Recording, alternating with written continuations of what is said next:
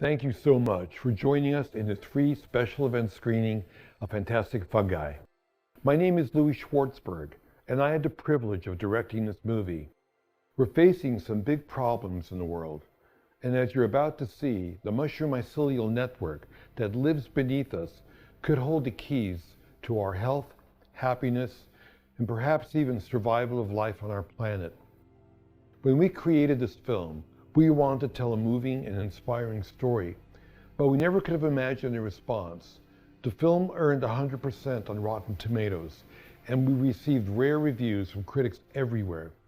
But most importantly, millions of viewers have told us that this film isn't just entertaining, it's given them hope and tools to make their lives and their world better. I hope you'll agree, and please consider sharing this free screening event with your friends and family. Most importantly, stay to the end to find out how you can put all of what you're about to see into action in your own life. So on behalf of our partner for this very special screening event, Food Revolution Network, and on behalf of our whole team, I hope you enjoy the film.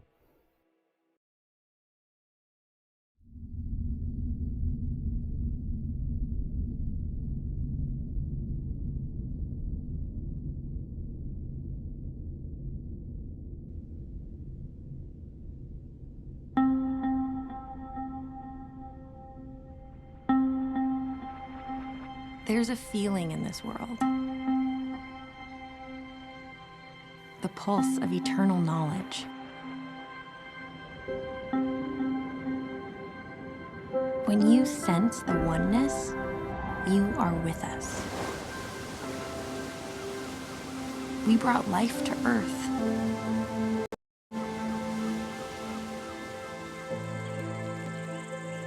You can't see us, but we flourish all around you, everywhere, in everything,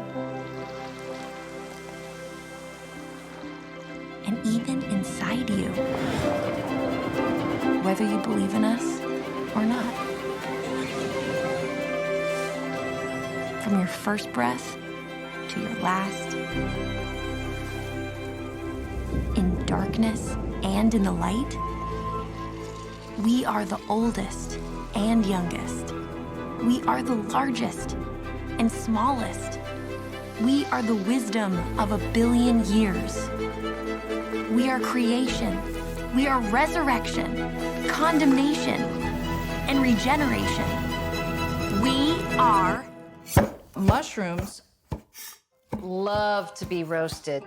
I think that's because roasting brings out that umami flavor.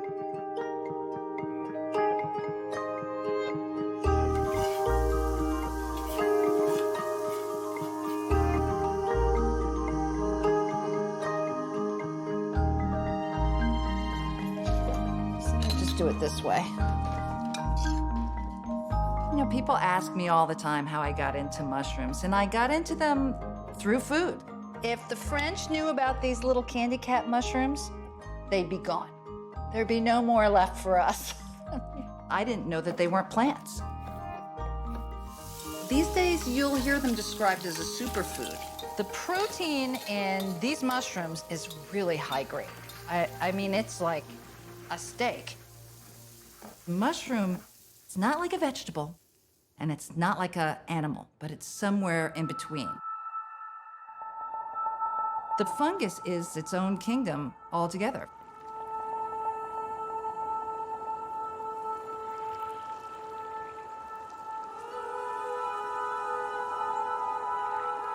There's over 1.5 million species. That's 6 times more than plants. Of all those species of fungi, about 20,000 produce mushrooms. And mushrooms come in an incredible diversity of shapes and sizes and colors and lifestyles. There are even bioluminescent mushrooms.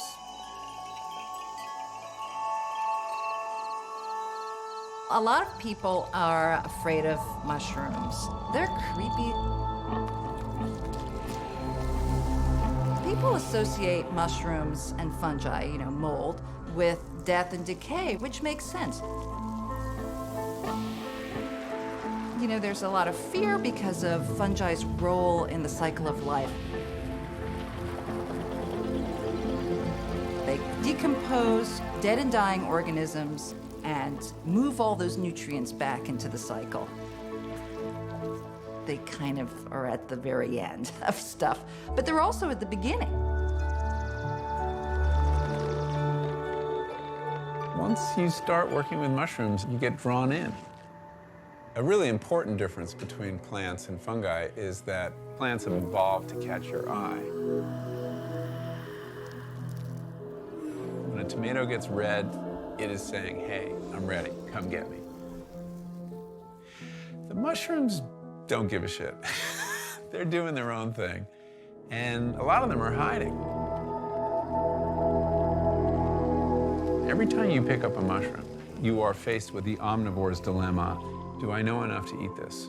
Should I eat this? Will this kill me? And that's one of the reasons why people are freaked out about mushrooms, because yeah, there are ones that can kill you. There are some that'll take out your liver or your kidneys. But to be honest with you, there's berries in the woods that can kill you too. So it's really a matter of knowing your mushrooms. There's a huge subculture of mycophiles, of people who are fascinated with mushrooms. They hunt mushrooms together and they eat mushrooms together, and they're sort of bloated pleasure seekers with a scientific bent. You know, really my kind of crowd. This is a tricholoma. Grifola frondosa, This is Cortinarius lordogriseus. Agaricus bisporus. That's a cladonia lichen. So I started attending these festivals and forays and learning more and more. It changed the way I saw everything. Mushrooms actually were the window by which I came to understand nature in a deeper way.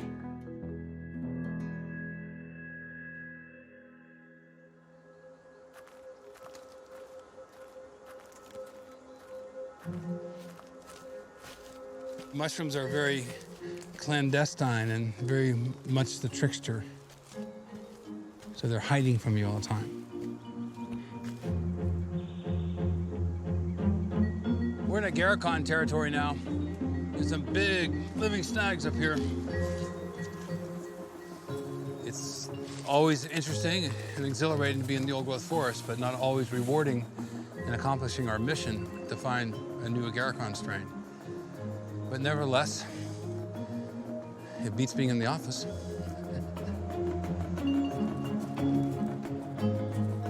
Fungi are the grand molecular decomposers of nature. Now, what does that mean? Well, they break down wood. And here I'm laying in the forest.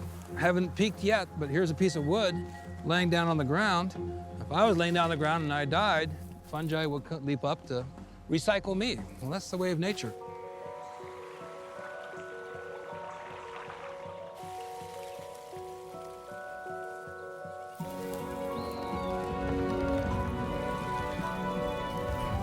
Mushrooms represent rebirth, rejuvenation, regeneration. Fungi generate soil that gives life. The task that we face today is to understand the language of nature. My mission is to discover the language of nature of the fungal networks that communicate with the ecosystem. And I believe nature is intelligent.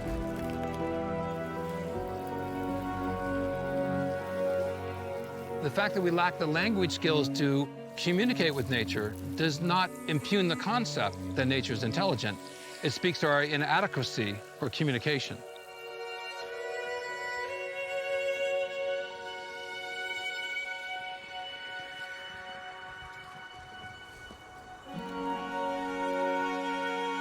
If we don't get our act together and come in commonality and understanding with the organisms that sustain us today, not only will we destroy those organisms, but we will destroy ourselves.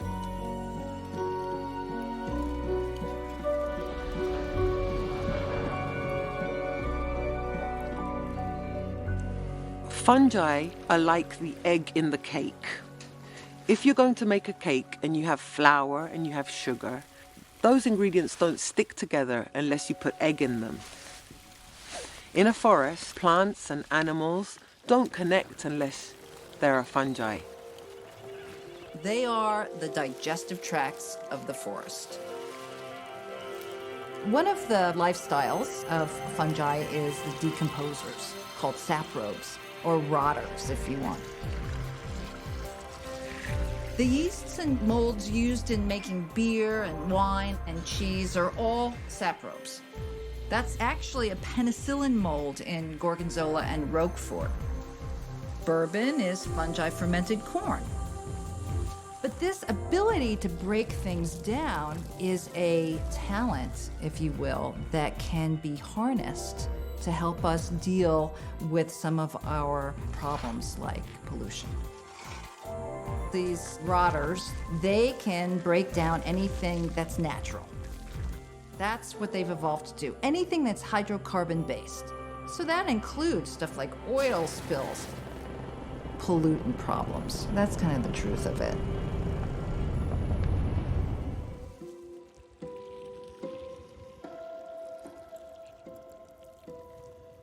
Mushrooms are the fruiting bodies of fungi. So the mushroom is like the apple. The bulk of the organism is growing underground, and it's composed of these long threads. And these threads grow one cell at a time, and then they branch and rebranch, growing in every direction they can, even three-dimensionally. And that mass of threads is called a mycelium. A stick falls onto the ground, I pull it up, and there's mycelium. It is virtually everywhere.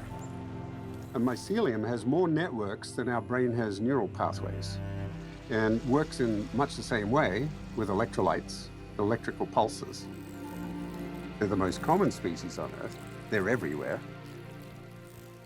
Just to give you an idea of how much fungi are in the forest, as you're walking through, it's about 300 miles of fungi. Under every footstep that you take, and that's all over the world. And they form these massive links. It's like a big web, just growing through the forest.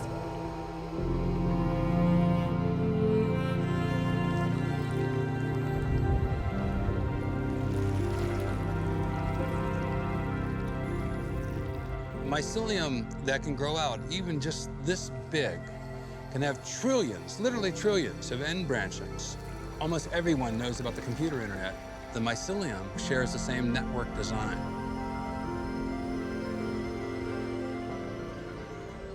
Trees are communicating using the mycelium as pathways. They're connecting one tree to another. They're using the mycelium too to feed one another. In other words, one tree can swap nutrients with another tree using mycelium as the passageway.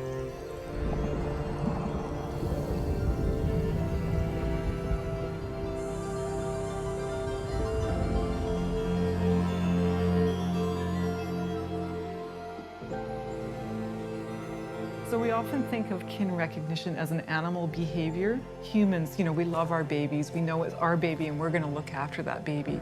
Well, we never thought that plants could do that, but we're finding in our research that plants can recognize their own kin. So these mother trees recognize their kin through their mycorrhizal networks. The mother tree and the baby seedlings are sending signals, talking to each other.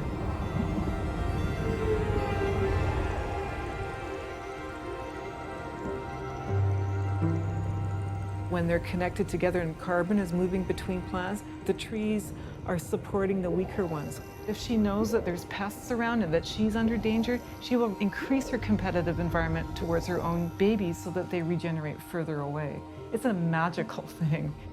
And this could not happen without the fungi.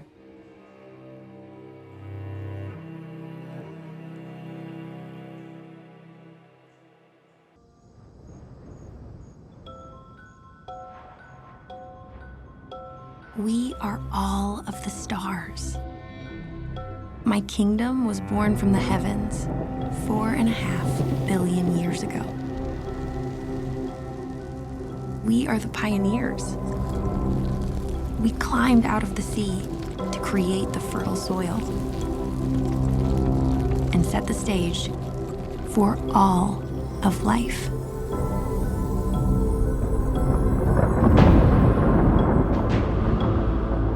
In South Africa, in the sediments of lava, They have found fungus-like organisms, mycelium fossils in the lava, 2.4 billion years old. This is the oldest record of a multicellular organism on Earth. This year, another fossil was found in the sediments of Brazil. It's 113 million years old, and it's a perfectly shaped mushroom. We divided from fungi about 650 million years ago. One branch led to fungi, the other branch led to animals. We chose a path of encirculating our nutrients in a cellular sac, a stomach. The mycelium remained underground, externally digesting its nutrients. Biodiversity surged.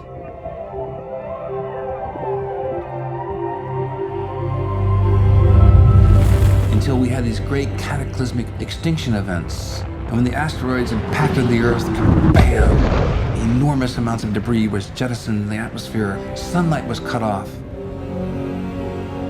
Plants die, animals die. And fungi inherited the Earth.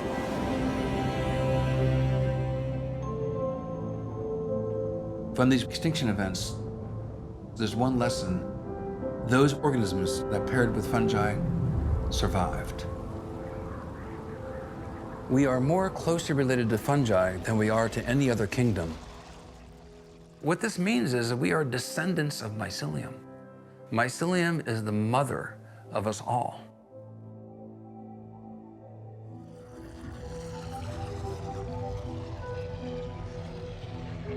Living creatures like fungi are intelligent in the sense that they respond to their environment, they seek out food, and they defend themselves. They solve problems, and that's intelligence.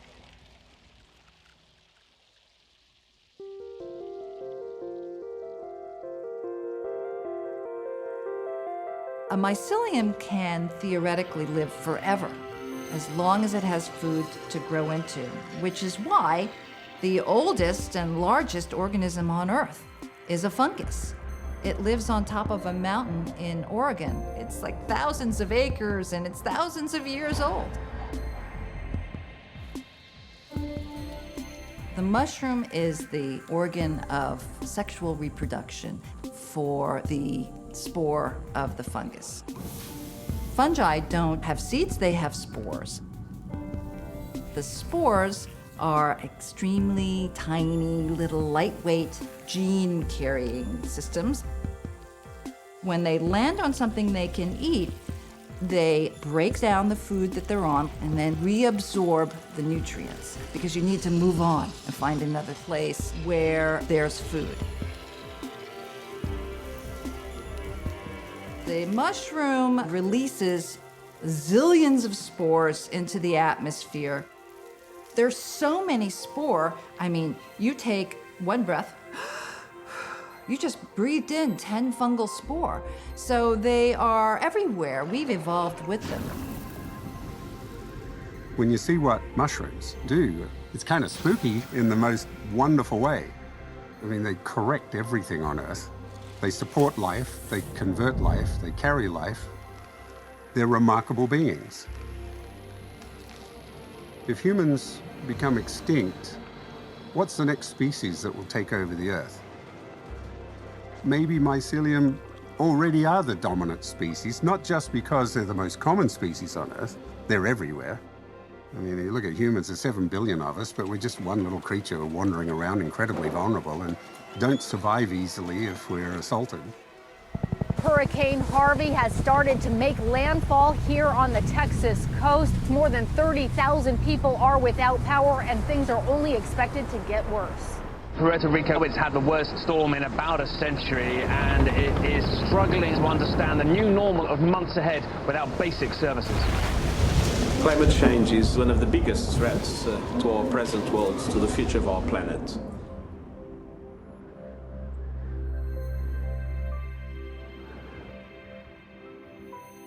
CO2 is our biggest greenhouse gas. As plants photosynthesize, they literally inhale CO2 while exhaling oxygen.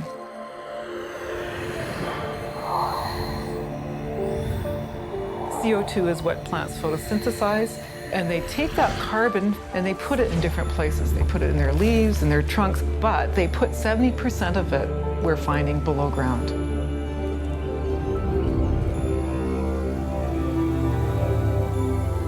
And the root systems trade that carbon for nutrients. The carbon ends up in the fungal cell walls where it's stored.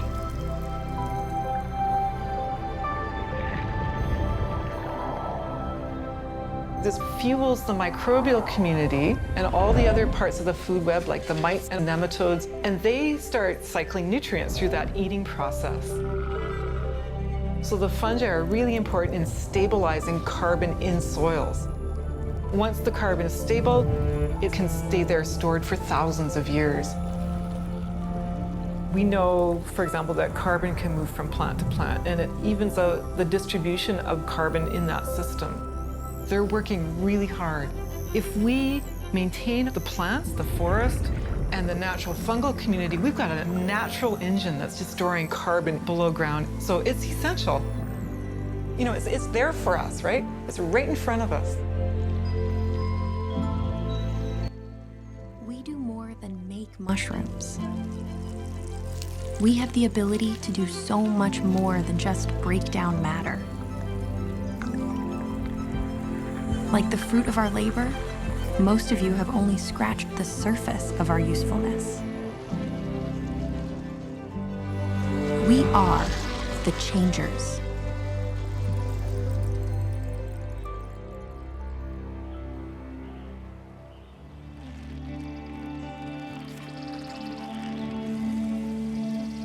Human existence on this earth goes back an extraordinarily long period of time, most of which we have no identifiable information.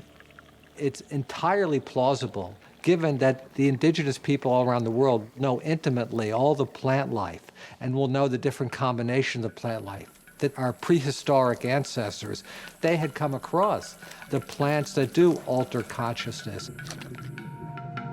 In about 2 million years, the human cortex tripled in size and the brain exploded over a ridiculously short span of evolutionary time. 2 million years is nothing when it comes to evolution. What triggered that? In the late 1970s, Terence McKenna and his brother Dennis McKenna were the first that proposed the stoned ape hypothesis.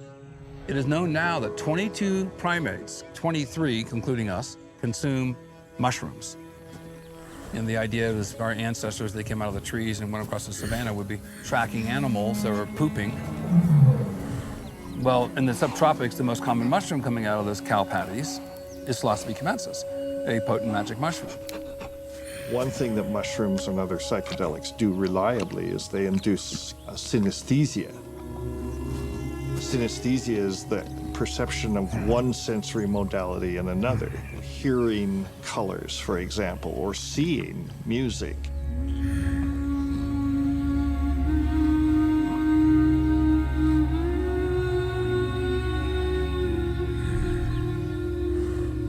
You have these profound experiences, and you have to put yourself in their place and imagine what the impact of such an experience must have been on an early hominid. These magic mushrooms open up the floodgates of information you receive. Basically, you can think of it as a contact fluid between the synapses within the brain. Wow, what a competitive advantage, especially if you're working with the geometry of weapons or having to put together something that will give you a better chance of survival.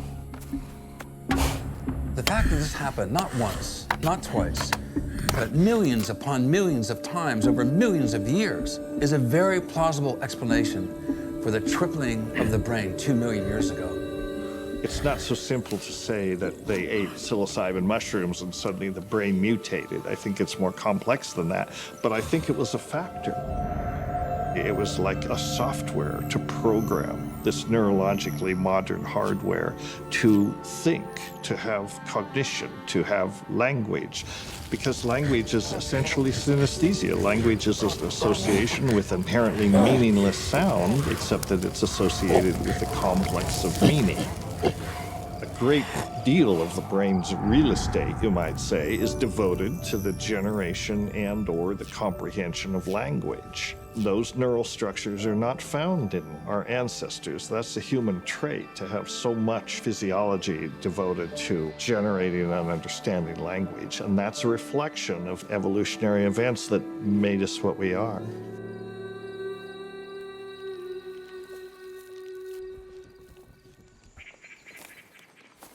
I'm really honored that I discovered a few things that no one else had yet discovered.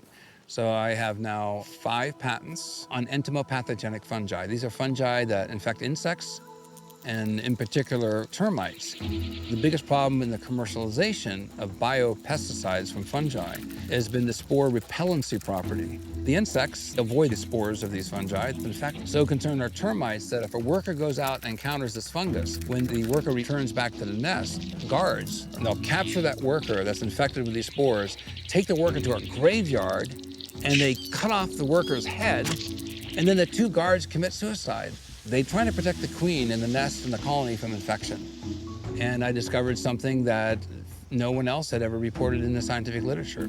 I found a biological switch that delayed sporulation, and then the insects were not repelled, but they were super attracted, which means one finds the fungus now and others follow. It ends up being a Trojan horse. The same fungi now are taken past the guards, given to the queen feeds it to the brood, the whole colony becomes like mummified with this mycelium, and whoosh, the whole colony is then infected and dies. And then the spore repellency properties protects your house from subsequent invasions. This is a huge discovery. And then I tried it with carpenter ants, with fire ants, fungus gnats, and then mosquitoes. And now we're working with bed bugs, and we've had successes across the board.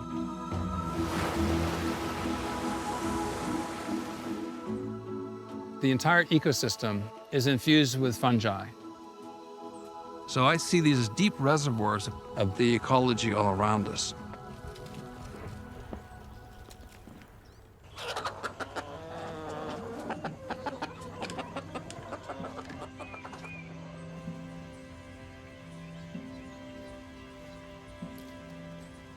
My name is William Padilla Brown. I am a mushroom farmer. I'm a certified permaculture designer, educator. I focus a lot of my time on designing education techniques to be able to bring that information into urban settings. My name is Samantha Feld. My day job, I am a Baltimore City Schools art teacher. In this area, it's a lot of vacant lots and a lot of food deserts and a lot of people who don't even have access to fresh food. It's very important that people have access to food in a hyper-local way that has to be right in front of them. A lot of people in these kinds of settings have no relationship with the food that they eat. As any good partier knows, before we get going, you slap the bag. We have a bag of Stropharia spawn here, and we're gonna start breaking it up. So I'm gonna pass this around for everybody to break up, and whoever is the last person to break it up can rip it open, and everybody get a nice whiff of that. My approach with low-tech mushroom farming is a little bit different than other mycologists in the sense that I'm focusing on techniques that are applicable to anybody. All we really need is our hands. Pay $5, I get a half ton. So it's really like, it doesn't cost anything to get your material. Will taught me I think it might have been Will's very first low-tech mushroom growing class, and it was my first low-tech mushroom growing class that I attended down in DC. He was the one that kind of gave me the courage to be like, oh, I don't need all this expensive equipment, I can do it like this. We should like not tell the group that this is in here, and then let them like just be like, oh, there's wine caps. Going out and wild foraging mushrooms, you inherently become an expert on trees, you inherently become an expert on the ecosystem because you have to start seeking out the ditches, or you have to start seeking out where the oak trees grow or where the streams cross. So you gain a better understanding of the ecosystem. Growing mushrooms is such an easy thing to do to produce a different kind of food. When I started researching it and realizing how not difficult it was, I was like, but why doesn't everybody have a little grow room in their corner and grow their own mushrooms? Because what you grow for yourself tastes nothing like what you get in the grocery store. And I think that anything that we can teach other people about how to take care of themselves and how to feed themselves and how to heal themselves is powerful. I mean, it's the best thing you can do as a teacher.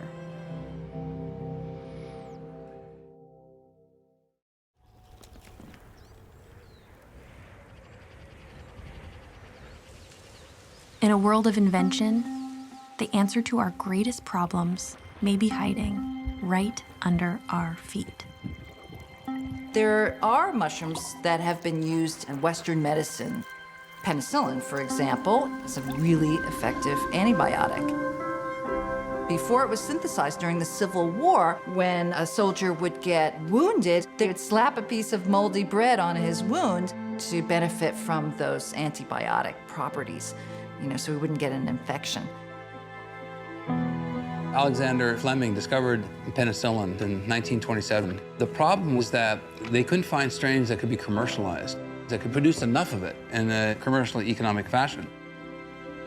We fast forward, and in 1942, a group of researchers in Chicago went shopping, and a lab assistant found a cantaloupe that was rotting with a beautiful golden mold. And from that strain, we got the first hyper-producing strain of penicillium. Penicillin literally saved tens of thousands of soldiers' lives. The Brits had this, but the Germans and the Japanese did not. It's been suggested that the discovery of this hyper-producing strain of penicillin was a significant influence in winning World War II. Alexander Fleming then received the Nobel Prize in 1945 in recognition of the huge impact that penicillin had on human health.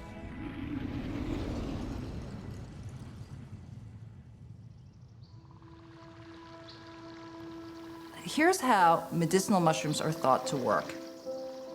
A fungus will produce all kinds of enzymes. It's like a chemical warfare in order to fight off competition for food, like other microbes, other fungi, bacteria, virus. That's what makes antibiotics work. Chemicals that are produced by fungus, like the one that penicillin is made from, the fungus produces it to kill bacteria that are competition, and when we take penicillin, it kills our bacteria. There's a long tradition of using mushrooms as medicines in East Asia, especially in Korea, China, and Japan. They appear to be able to enhance and protect the body's innate defensive mechanisms. The uses for them filled niches for which we really don't have anything in Western pharmacology. In Western medicine, all of our effort is on identifying agents of disease and eliminating them. That has its place, but we do almost nothing about supporting the good.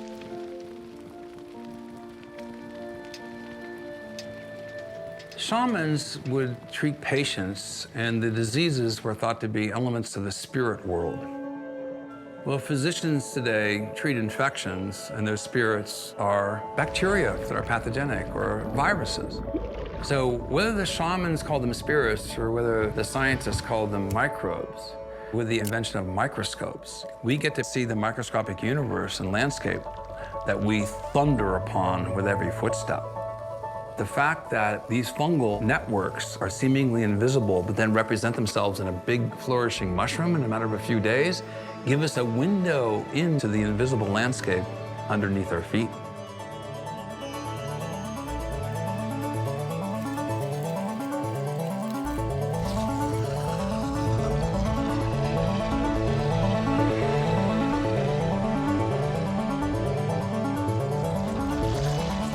Fungal networks have defended themselves against vectors of disease for millions of years. Viral pandemics occur periodically. Between 1347 and 1353, 1/3 of the European population died from the Black Plague. The Great Flu pandemic of 1918, 2% of the world population died. Millions upon millions of people. I think everyone is aware of the threat of bioterrorism, but few people may know that Europeans were actively involved, consciously or unconsciously, in bioterrorism against indigenous peoples, especially in the New World in Mesoamerica. They brought in diseases, and when you're extremely sick, you can't fight off an invader. What we know about these mycelial networks is they're learning membranes. These are self-learning, network-based organisms that can share and store knowledge. The mycelium is vaccinating itself against pathogens in the ecosystem. We can capitalize on this because many of the same bacterial pathogens that infect fungi also can infect animals. We found novel molecules highly active against pox viruses, novel molecules highly active against HPV, the human papillomavirus. Many scientists are trying to come up with the next antibiotic, the next penicillin. But we have barely tapped into the fungal genome, especially of the mushroom-forming fungi. Think of it. Our old-growth forests that contain these ancient fungi are deep reservoirs of potential compounds that can fight pandemic viruses. We should save the old-growth forests as a matter of national defense.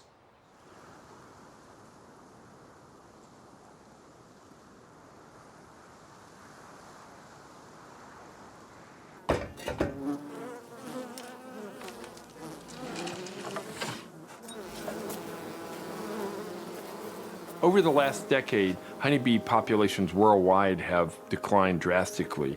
Beekeepers and scientists have been working to try to find out what's the cause of this decline. So what you're seeing in here is a super common issue for beekeepers. This colony has been destroyed by varroa. There's all these dead larvae in here that will never become adult bees and never contribute. We've experienced quite a few losses of colonies related to varroa mites. Right here is a sick bee. You can see her wings are deformed. This is a symptom of varroa and a virus called deformed wing virus. By far the #1 cause of colony losses are attributable to varroa mites and the viruses they vector and everything else. Honeybees are the most important pollinators for agriculture. Approximately a third of the crops grown rely on cross-pollination to thrive. We're in these beautiful almond orchards, one of the most bee-dependent crops in the world. Now, unfortunately, we're losing bees across the world on a dramatic die-off that is very dangerous for the biosecurity of this planet. And this is going to affect worldwide food biosecurity.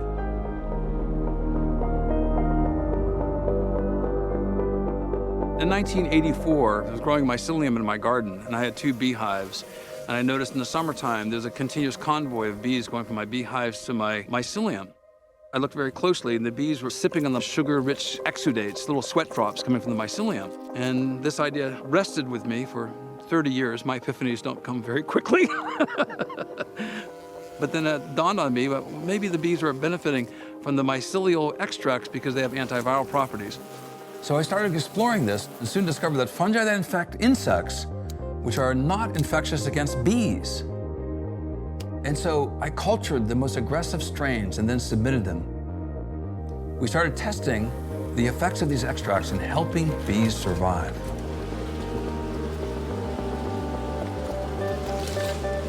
Preliminary experiments are showing that some of these fungal extracts are really good at reducing viral levels in the bee. So here we have a fungus that is helping fight viruses in an insect.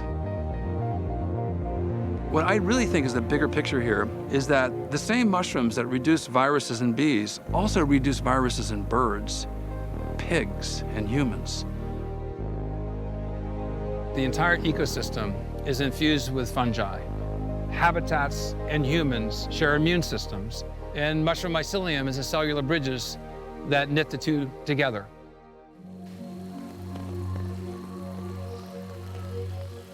I recommend mushrooms and mushroom products frequently to patients, and I teach other doctors about their uses. Mushrooms have molecules not found elsewhere in nature. There's some that have totally unusual properties, like lion's mane mushroom. The lion's mane mushroom is a globular, cascading, icicle-formed mushroom. It tastes like lobster or shrimp when you cook it, but a researcher in Japan by the name of Kawagishi discovered it in around 1993. And I don't have the foggiest idea how he discovered this, but he discovered that this mushroom stimulates nerves to regrow. And he postulated it could be an effective treatment against Alzheimer's. Since we don't have anything for Alzheimer's, and since this is non-toxic, we should test it. Mushrooms are completely unusual organisms, and they're ignored by so many people, and yet they're a vital interface between all forms of life.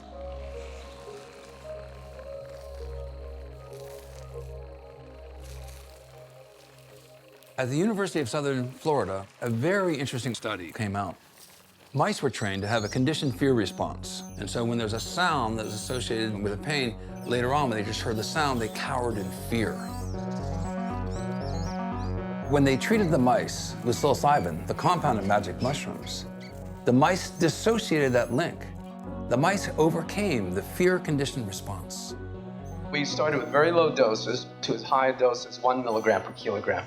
Now, what was interesting, if you look at double-labeled cells, in other words, the birth of new neurons, we saw an increase in neurogenesis. Neurogenesis literally means neuro for nerves and genesis, rebirth or beginning of. The regrowing of neurons. They were not using the same neurological pathways you have in the past. This is really exciting because it means that the brain has a plasticity about it, is able to heal, is able to grow. It just needs the right compounds to help it develop new neurological pathways. We're all getting older. We'll all suffer some degree of dementia.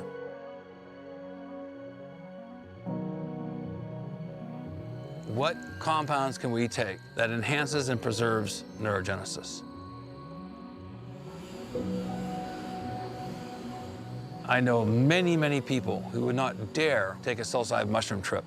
But the concept of them taking 1/50th of a dose, something like that, and it causes neurogenesis that might make them smarter and a better mood or happier, that's a whole different subject. We are on a never-ending search for partners. Life-affirming relationships. Or at the very least, nourishment for the next leg of our journey. We have flourished side by side with your species, symbiotically, for centuries.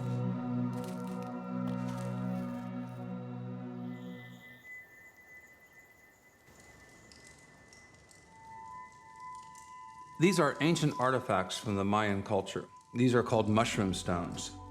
This may be the largest collection of mushroom stones in the world. The Mayan culture was very mycophilic, and they revered mushroom stones for divination, for spirituality, also to be able to predict incoming armies and how to strategize against them.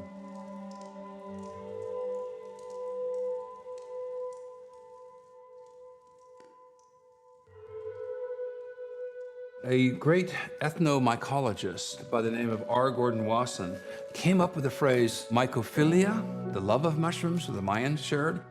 Mycophobia, which is classically the English had a fear of mushrooms because they're enigmatic. You know, these mushrooms can get you high, they can heal you, they can feed you, they can kill you. And so that which is so powerful is naturally feared. Wasson was an amateur mycologist, a person who studies mushrooms, and was invited to participate in a ceremony by a curandera, Maria Sabina, in 1955. He took these mushrooms and had a psychedelic experience. And when R. Gordon Wasson came out with his research that was published in Life magazine in 1957, that was basically a field guide to psilocybin mushrooms delivered to tens of millions of Americans on their doorstep during the peak of the Cold War. This then was quickly noticed by academics at Harvard and other Ivy League schools, and then the cognoscente, including Timothy Leary, Ram Dass, and Dr. Andrew Weil. Why do mushrooms produce molecules that fit receptors in the human brain and body? What does that say? What does that mean? I mean, does that mean that we're supposed to be using these things? Psychedelics during the 50s and 60s were the cutting edge of psychiatric research. There were remarkable studies with very, very promising findings. Psychedelics became part of research in psychiatry for 30 years, and there were several very interesting indications that they were researched. The best data was actually for alcoholism. We found that having a mystical experience during the course of one session was the strongest predictor of positive outcome, meaning maintaining sobriety over the long follow-up period. It was very impressive. Some of these drugs, you know, they had escaped the lab, as the phrase goes. Millions of people were using them, and you have to realize that this was a radical force unleashed in the West.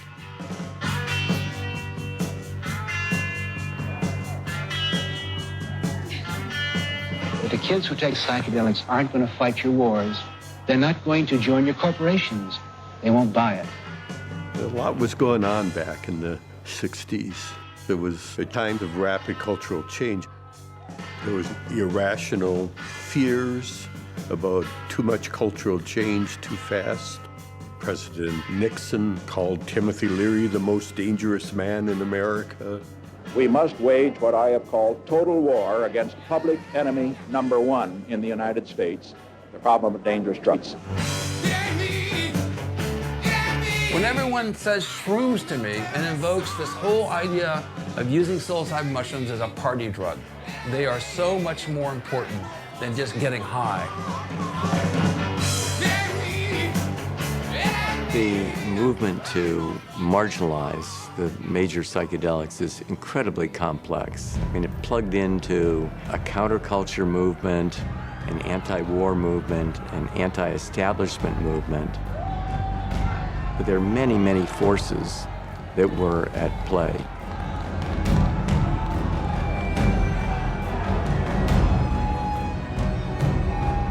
Somehow the fuse blew, and one of the victims was the medical research with psychedelics.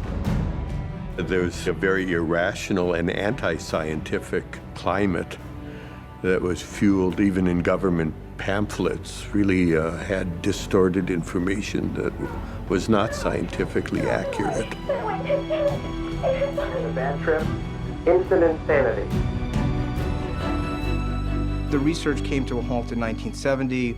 War was declared on drugs, the Controlled Substances Act was passed, and the research essentially was erased from being taught in psychiatry. I think I may have the dubious distinction of being the last to give psilocybin to a cancer patient at the Maryland Psychiatric Research Center. And then the research became completely dormant.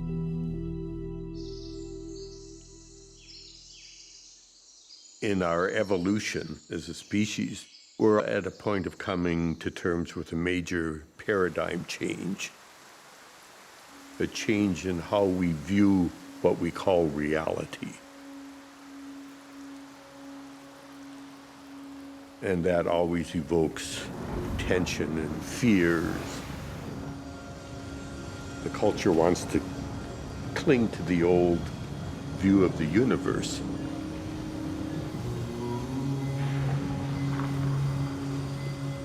You realize that you've been limited all this time with your perspective of reality. Had reality been known to you at this level early on, how much more evolved would we be as beings?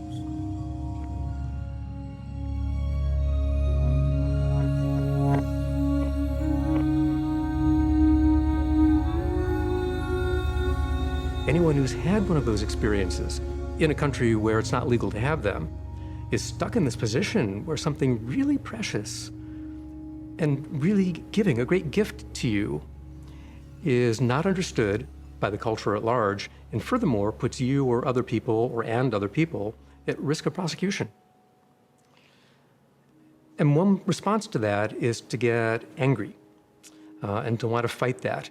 And another response to it is to say, we just got to explain to people what's going on here. And when people understand it, then there will be accommodation and respect. There are a number of elders living in the Bay Area who've devoted some part of their career in psychology or religious studies, who ended up being invited to a small invitational conference at Esalen called the Pacific Symposium on Psychedelic Drugs. As we went around the room making introductions, most of the people who were clinicians were excitedly talking about what kind of clinical trial they would run if they could use one of these substances to treat PTSD or to treat depression. We wrote the best design we could. We submitted it to the FDA, and they approved it. This was 1999, and it reactivated psychedelic research after basically a 22-year dormancy in the United States. It's like a Rip Van Winkle effect, you know? It's waking up 20 years later, the methodologies, the questions that we can ask on so many different levels.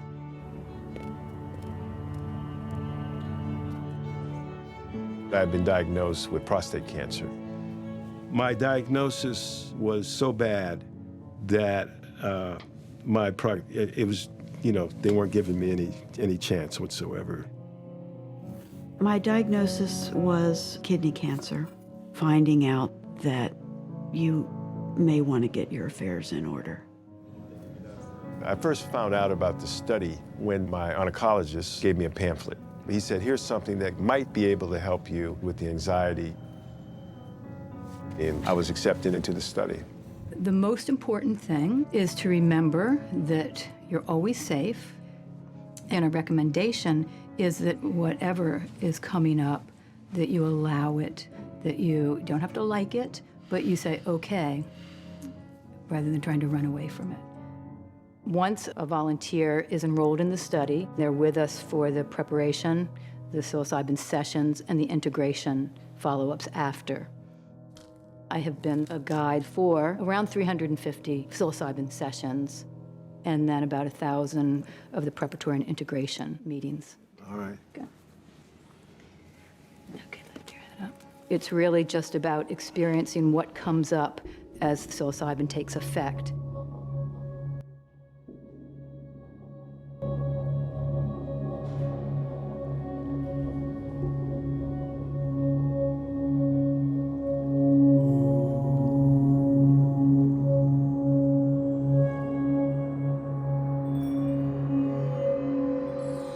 And the intense part of this journey, this world and things that matter to most people, family and all that, that wasn't even what it was about.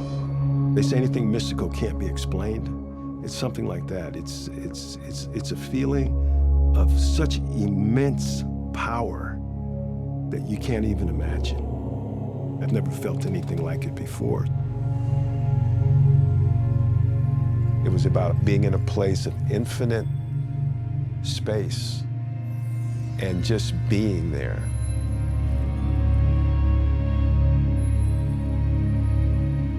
There's an experience of positive mood, sometimes open-heartedness, love, transcendence of time and space, and then finally it's thought to be ineffable.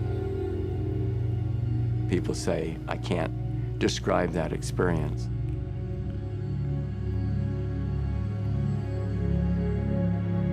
In my mind, I said, okay, hold it. If I give myself over to you, can you promise me that I will be in at least as strong a shape as when I entered this room? And I felt a voice that I needed to heed. Do you think I would disrespect my own handiwork? This is the voice from on high saying, do you think I would disrespect my child? And I felt so beautiful. I felt like I have never felt before. My sense of being loved, of being worthy of love, of being cared for, of being important to someone. It's huge. Keep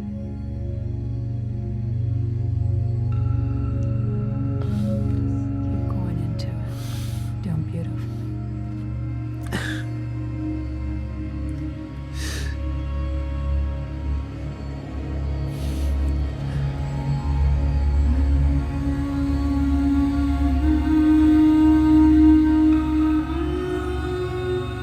One-third of individuals in the study said it's the single most spiritually significant experience of their lives.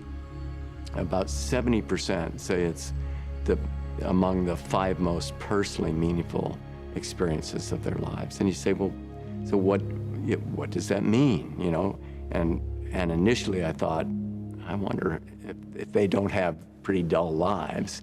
But no, people would say, you know, when my firstborn came into this world, I'll never forget that. and life has never been the same since. Or my father passed away. That was deeply moving to me. I'm different now in the world. And so, you know, it's kind of like that. The most glorious part was that it made me feel more comfortable with living, you know, because you're not afraid of dying. Frankly, I'm just a laboratory scientist, and I wasn't prepared for that. From the memory of the transcendental state of consciousness, many people report less anxiety, less depression, less preoccupation with pain, closer interpersonal relationships, and perhaps most impressive, they claim to have a loss of the fear of death. It recalibrates how they see death. It's been amazing hearing them talk about this idea of love. Many of them spoke about how nature itself is something like this substance called love. And having touched that, they've recalibrated it and shaped how they die differently.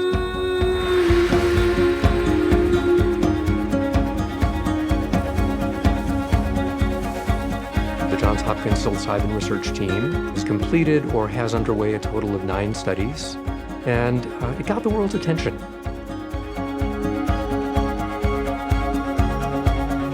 When we finally released the results of our first experiment in a peer-reviewed scientific journal, it was very gratifying to see how the daily press responded to it. A little bit of health news for you. A single dose of psychedelic magic mushrooms can make people with severe anxiety and depression feel better for months. It changes the way they view themselves, other people in the world, from a single experience, not Prozac that you have to keep taking day after day. These are not chronic drugs. And that's where most of the research and development in big pharma goes. The treatments that are being explored for psilocybin involve 1, 2, maybe 3 pills. That's it. That's not a very good business model. You can't make a lot of money that way. The core of this mystical experience is a mystery, frankly. It's the existential mystery of what are we really doing here? What's the meaning of all this? And that is a very uplifting kind of experience to have. As a whole, there's a sense of being part of a larger network. And somehow that's more real after a mystical experience.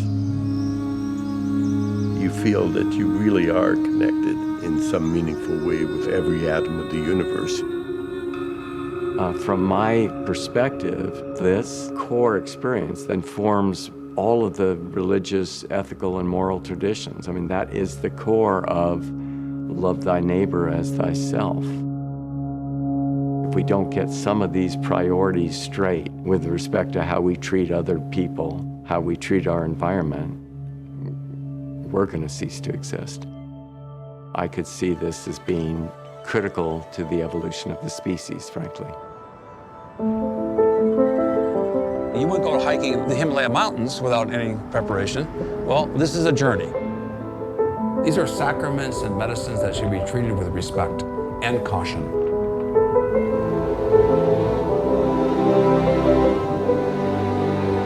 Consider it to be going to your own personal church. You're going to sit in awe of the universe.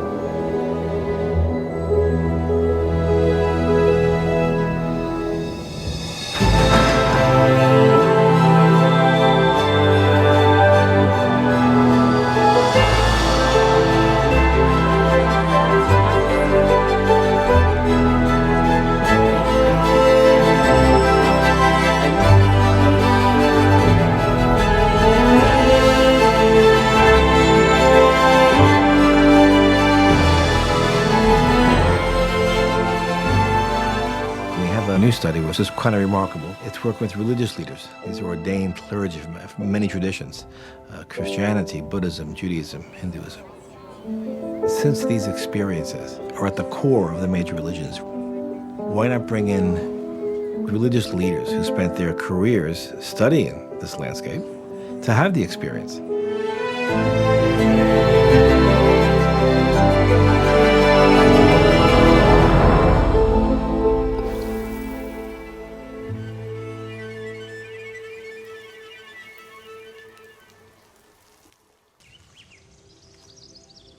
Look at this beauty.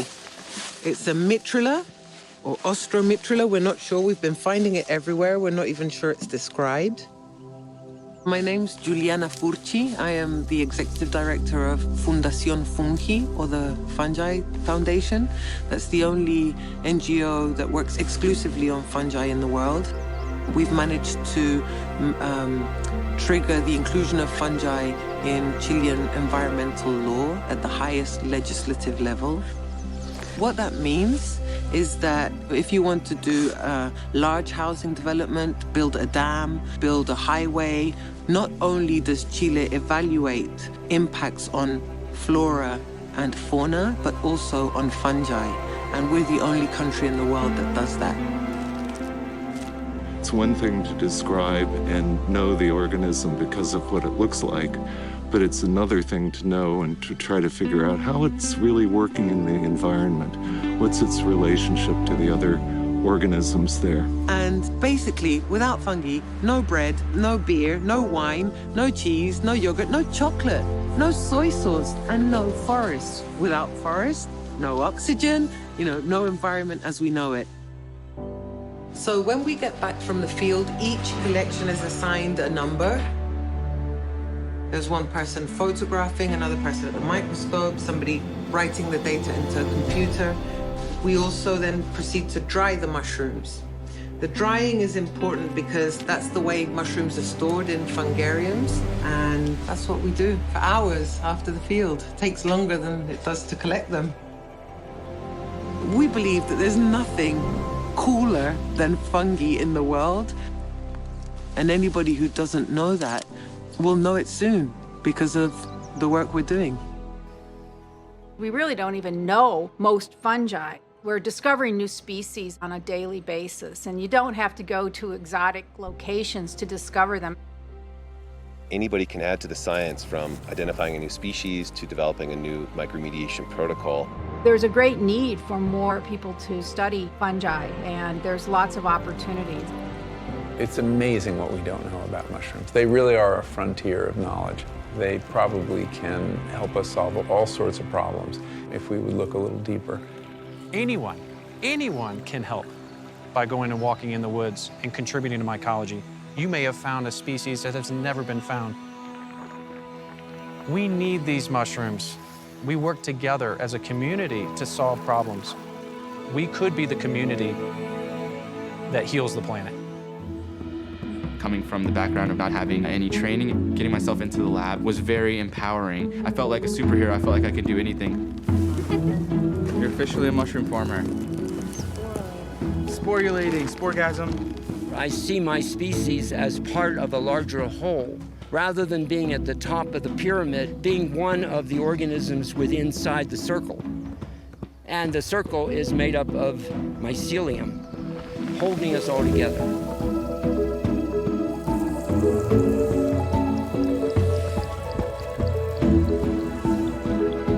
We've always thought of plants as these inert objects, these things that don't actually interact with each other and build things. And what my work is showing, and other people's work as well, it's saying actually they need each other. They need each other to grow in a community so that they can start sharing the load. You do this, I'll do that, and together we can make a beautiful, resilient community. They have incredible capacity to make things change very, very quickly. So if we can work with them, if we get it, as humans get it, we can change this thing really fast. So I am super hopeful. We just got to get busy and help nature do its thing.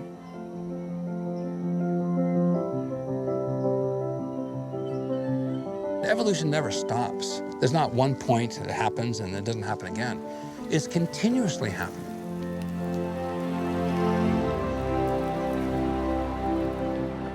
The core concept of evolution is that through natural selection, the strongest and the fittest survive. But moreover, Communities survive better than individuals. Communities that rely upon cooperation. And I think that's the power of goodness. Evolution is based on the concept of mutual benefit and the extension of generosity. When we see it, we understand it. And when we understand it, we care about it. And when we care about it, we'll do something to help save it. We need to have a paradigm shift in our consciousness. What will it take to achieve that? We are not an individual. We are a vast network of molecules and energies and wavelengths. The interconnectedness of being is who we are.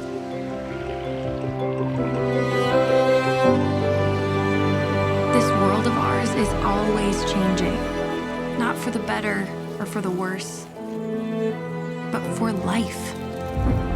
If the storms come and the water rises, if fire scorches the land or darkness descends, we will be here, working, as we always have, extending the network, building community, restoring balance, one connection at a time. It may take 1,000,000 years or 100 million, but we will still be here.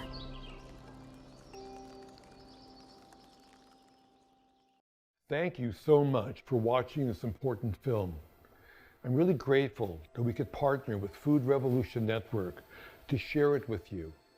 We spent over 15 years working and sharing this urgent story because we think it's profoundly important.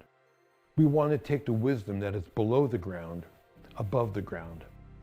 The mycelial network is our ally, and it could hold keys to help us heal our lives and to heal our planet. After finishing the Fantastic Fungi film, we heard from hundreds of thousands of people who were thirsty to know more about how they could put these lessons into actions into their own lives. Of course, we couldn't fit all the incredible, important fungi wisdom into just one movie. So after the film was released, I reconnected with many of its brilliant teachers and other luminaries in the field, including Deepak Chopra, Dr. Andrew Weil, Paul Hawken, Jack Kornfield, Eugenie Bone, to dig deeper. We turned these presentations into a series of 16 high-quality video lessons, and we put it all together to create what we call Fantastic Fungi Impact Kit.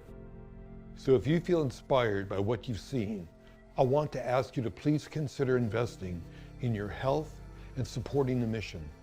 Right now, directly under this video is a link to buy lifetime access to the film for just $7. And if you want to take the next step, then please consider owning the Fantastic Fungi Impact Kit. We're running a special offer that's only available on this page.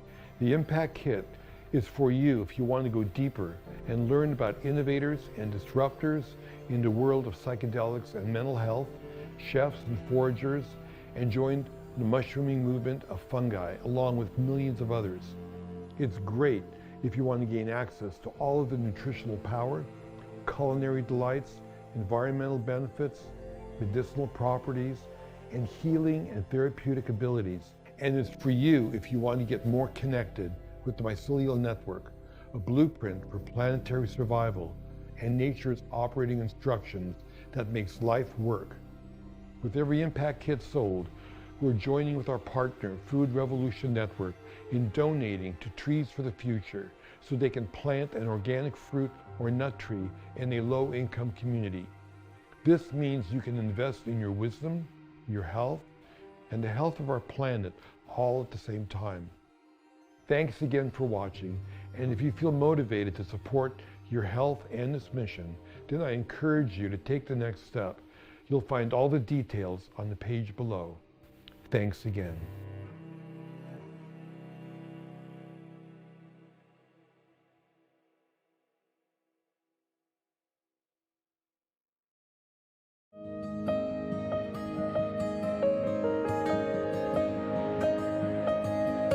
There's a whole wide world right under our feet. Watched you grow, so I hate when you leave. Connected all one leaf to a tree. From the ground is a magical thing. Breathe life, break down, breathe in, break out. This water, this breath will be how we remember. Let it all spread around, oh, yeah. Let it all spread around, oh.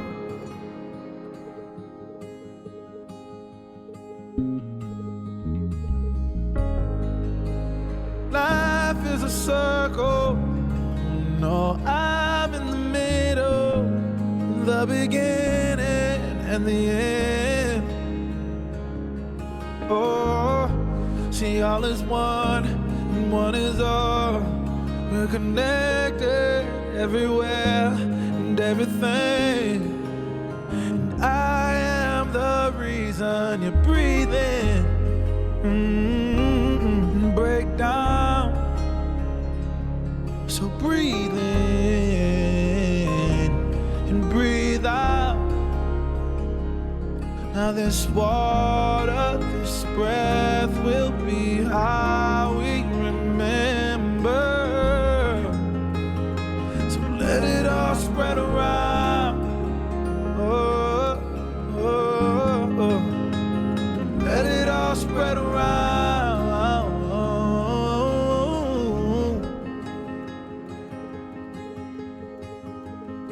So let me bring you back to life again. Oh, let me bring you back to life again. Oh, let me bring you back to life again. Oh, let me bring you back to